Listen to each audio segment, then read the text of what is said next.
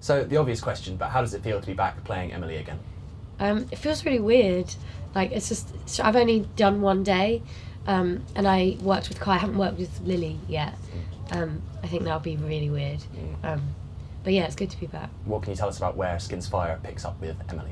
I'm really bad at putting my foot in stuff, but basically she's gone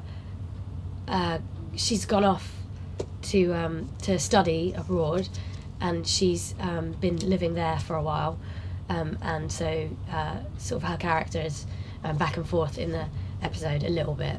It's because she's mainly living elsewhere, but she's she's still like friends with Kaya and with Effie and Naomi, and things are good for her. Like, her life is going well, kind of thing.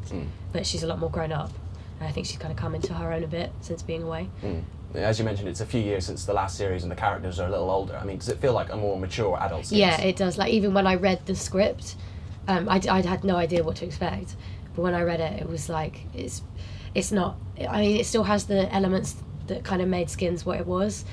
And like the comedy and everything is still very Skinsy, but it's a lot more grown up. But they've kept the characters, like the main qualities about the characters that sort of made them, they're still the same. You talked about working with Lily as well, and fans are obviously so involved in that Naomi-Emily relationship. I mean, how do you think they'll react to, you know, where this story takes them? I don't know, like, I think people will react to it differently, like always. I think with any life story, like, you're going to have things happen to people, and it's, you know, it's not always bad and it's not always good, but yeah, I think it's interesting. Like, it's stuff that happens to, like, real people in real life, and I think a lot of people are going to be able to relate to it, so that's why it's important to have stuff like that in it. And, I mean, overall, how do you feel about Skins coming to an end? It's sad, but obviously because I've not like been involved with it for like, we sort of we said our goodbyes to, like, our cast when we finished, like 3 years ago,